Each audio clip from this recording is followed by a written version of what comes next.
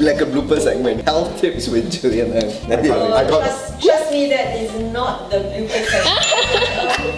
That's the main session. I don't know, five video sections. 5 episodes. It's like a series by itself. Let's consider it. People laugh at me. Who is this weirdo? Talking like a doctor. That'd be funny. So, budget 2018. Let's talk about it. There were a lot of things that were said. Some were relevant. Actually, all of it's relevant to us, right? But whether it was good or not, perhaps we'll talk about it, right? Apparently 2018 is going to be a year of making a lot of babies. Is it? I heard. Really? So you get like 200 ringgit for a baby. Okay. Babe. No.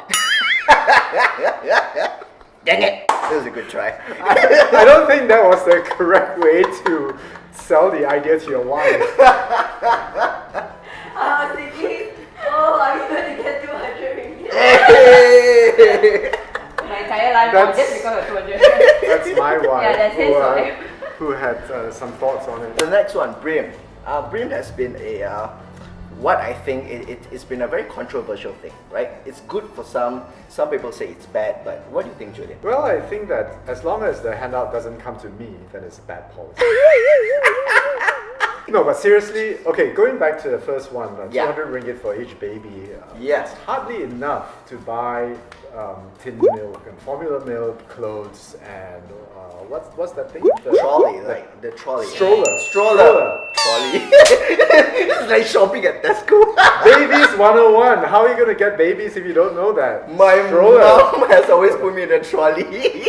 So maybe that's where it came in from. one attempt or something, right?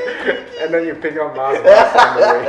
Yeah, so I think that's hardly enough, but something is better than nothing. And I am not totally opposed to bring handouts because I think that the people who receive it really need it. So I think it's a good thing. It's only bad when it's used as an instrument to win votes.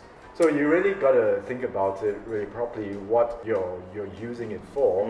And I think those words like M40, B40, you know, the bottom 40% of the country is really in need of financial help. So I'm not totally opposed as some of the opposition members, for example. Sorry, not them. Maybe I don't know. Where do they stand on this? Maybe they support it now, but some people are saying like, okay, giving cash handouts to people are bad. But I think cash is so flexible. Other people think that you should give them, for example, vouchers so that they can only spend on books and food. And my wife was a recipient of that last year. Well, so that was good. Brim or it was the vouchers, the book vouchers. It was Brim. Yeah. Okay. Correct. So some people don't believe in vouchers because it restricts you in how you want to plan for your household. But if you were given cash, that's fine. But those people who oppose say that the people who receive cash may spend it on cigarettes and alcohol. I mean.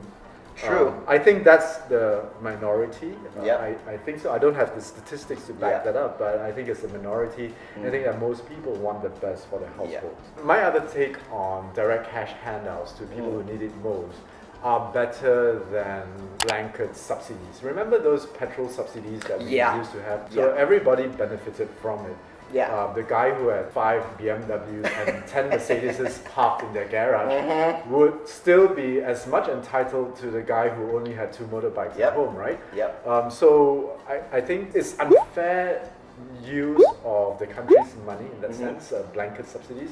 But direct handouts to the poor are much better used. Okay, so it's more of a direct approach to actually go towards the root of the problem, which is to help. Exactly. People, right? It's more honest use of the country's resources, right? Giving money to people who need it most. So another handout that we're going to talk about, education. I think education is really important for absolutely for a benefit of a nation. That's one, and to actually bring a nation further, I think it's really good. But what do you think? Well, last year they reduced some of the grants to the education sector, and you saw people from the academic sector started complaining about it. But this year they pushed back up the allocation to education. It's currently at a total of 61.6 billion. Okay, that's a lot of money. It's a lot of money. Yeah, I think it's a good thing, but let's hope it's not just going into spending of construction projects. Let's say of schools, buying expensive stationery for school, buying expensive equipment. Even though sometimes computers are important, right? So those are equipments. Maybe there could be some more creative alternatives. I think that more money should go into teachers because that's good teachers. To nurture our students, and I think that's very important. You need more money to attract talented teachers into our country, and a lot of the education is privatized right now. It's so expensive. So it really begs the question of what is happening to our public free education. Why are people leaving the free education system and going private and spending so much more money for that? Maybe it's the quality of education. It could be. I'm really optimistic about the future of education because I think there are going to be real disruption in the educational sector in a way that the ride-sharing apps, for example, disrupted hailing a taxi, which was so inconvenient and a lot of times quite expensive as well. But unreliable sometimes. Exactly. And then, there's low-cost travel right now disrupting expensive airlines, right? So now everybody can travel. I've heard that before. Somewhere. I copied it from somewhere. But as far as education is concerned, we want to hear that, right? Now everybody can have good education instead of just paying for expensive fees in some private school. Maybe technology will come about to disrupt the educational sector. And it already exists in terms of what are called MOOCs, right? The massively online open courses. And this is for tertiary education, I think. There's also things like the Khan Academy, where you can go into and learn a lot of stuff. And it's free. And it's free. It's just crazy. So we just need to do that from a policy viewpoint, or even from a private sector disrupting the educational sector, and make education a lot higher quality than what it is today. Is GST a bad thing? Wow, this is so controversial, right? Yeah. On the front, I would tell you my views, it feels bad. Yeah, you feel the inflation? You feel that high cost. Not only that, because you go to a normal restaurant, right, which you used to only pay service tax. That's it. And now you add another 6% on top of it. It's pain. No, I think the service tax goes to the restaurant. Yes, it correct. doesn't go to the government. No, not the one to the government. Yeah. So now the government is actually taxing you on consumption. Yes. Conceptually, it is not a bad thing. Actually, GST is not a bad thing. Every country in the world is doing it. I think people in Malaysia are just worried about how the money that is being raised from GST is distributed, right? So what is called the redistributive policy has to be very good. And round about 40-something billion ringgit is raised from the GST. It's actually quite a lot of money, and it's essential for the government because the tax collection in Malaysia is not enough.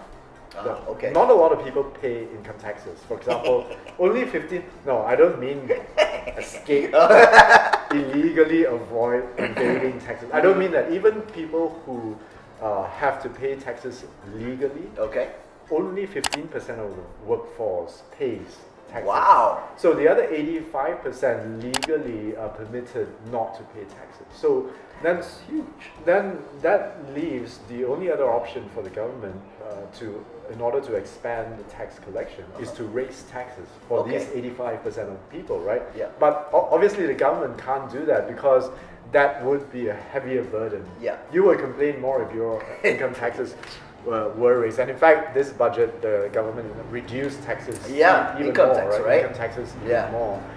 So I think what's important here is to fight for correct and good redistribution. Not the abolishment of the GST. So don't fight the GST, but rather fight how the money is being used. It's basically anti-corruption. Fight corruption, because the more corruption you reduce, the more you can sort of redistribute any kind of taxes that are being raised, including GST. Wow. Corruption is the problem. True. So in essence, GST is not actually bad. It's not. I don't think it is. Yeah, if I were to tell you that some countries they have GST at about 20%, we complain at 6%, right? Some countries are 15%, other countries are higher than that. Now, if the GST was over 20% or over 15%, but you pay zero taxes, how would you feel? Zero income taxes. Something to think about, right? You're making me think already. Yeah, so you might not spend too much. You Yeah. might channel more money into investing for your future. Yeah. And in those instances, you wouldn't be taxed. That's not a bad idea, right? It's not. It sounds really good actually. Yeah. So, but then think of the kind of confusion it will cause people, because there are so many people out there who think that, hey, GST of 15%, how are we going to survive that? It's going to be a really scary announcement. It will be. Right. It'll be a really extremely controversial. Yeah. I mean, 6% is already controversial. What more 15%? Yeah, true. Alright, I think that's all the time that we have. Julian, check him out. He's on verylongrun.com. I am. Yes, I try to be at least. Go check it out. If there are things on there that you don't understand, just ask. Yeah, just ask me. Send me a comment or email me at info@verylongrun.com. Sweet! And don't forget to like, share, comment if you've got a question, and we'll see you guys in the next one. See you! Bye! Don't forget to like and subscribe.